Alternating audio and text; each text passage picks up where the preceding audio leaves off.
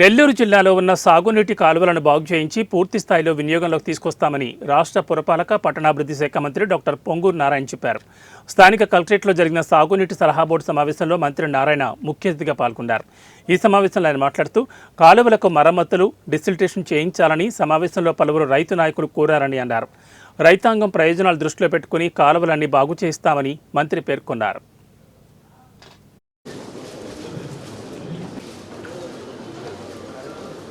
తర్వాత గౌరవ శాసనసభ్యులు సర్వేపల్లి శాసనసభ్యులు చంద్రమోహన్ రెడ్డి సార్ గారికి, గౌరవ జాయింట్ గవర్నమెంట్ ఎమ్మెల్యే గారు సోమిరెడ్డి చంద్రమోహన్ రెడ్డి గారికి, అదేవిధంగా ఎమ్మెల్సీ గారు సభ్యులు కావేలి శాసనసభ్యులు వెంకటకృష్ణారెడ్డి సార్కి నీళ్ళు సంబంధించిన సమయం రెండింటి ప్రకారం అనుగుణంగా ఈ రోజు 2023వ తేదీ జరిగిన చాలా క్లియర్గా చెప్పారు. అందువల్ల రైతు సోదరులందరూ నేను ఒకటే చెప్పేది, వాటర్ని వేస్ట్ చేయకుండా సద్వినియోగం చేయండి. 2014-19 మినిస్టర్కున్నప్పుడు కూడా ప్రతి హైవే మీటింగ్లో ఇదే చెప్పేవాడిని, వాటర్ని వేస్ట్ చేయొద్దు, దాన్ని సద్వినియోగం చేయమని.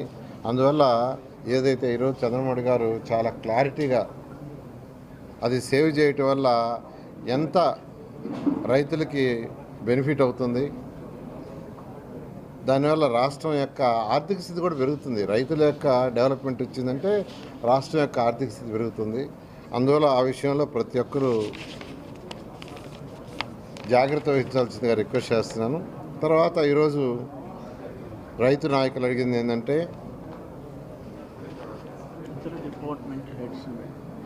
దీంట్లో యాక్చువల్గా అంటే ఏదైతే అందరు ఎమ్మెల్యేలు అందరూ అటెండ్ అయినారు, నీటి సంఘాలు, రైతు సంఘాల నాయకులు అందరూ అటెండ్ అయినారు, వాళ్ళందరూ సలహాలు ఇచ్చినారు. ఒకటే ఏంటంటే ఈరోజు దేవుడి దేవల్ల 68 చేంజ్ సోమశిల్లో ఉన్నాయి, 50 టీఎంసీలు కండలేరులో ఉన్నాయి. ఇక్కడ ఇంకొక 12 టీఎంసీలు ఇన్ఫ్లోస్ వస్తాయని ఎక్స్పెక్ట్ చేస్తున్నాం. మొత్తం 80 టీఎంసీలు అవుతాయి. అక్కడ కూడా ఒక 5-6 టీఎంసీలు యాడ్ అవుతాయి. సో మొత్తం మీద 5,50,000 ఎకరాలు సోమశిల క్రింద, అక్కడ ఒక 2,50,000 ఎకరాలు తెలుగంగ కింద 8 లక్షల ఎకరాలకి నీళ్ళు ఇచ్చేదానికి సిద్ధపడ్డాం. అయితే మేము చెప్పేది ఏంటంటే, నీళ్లు వృధా చేయబాకండి.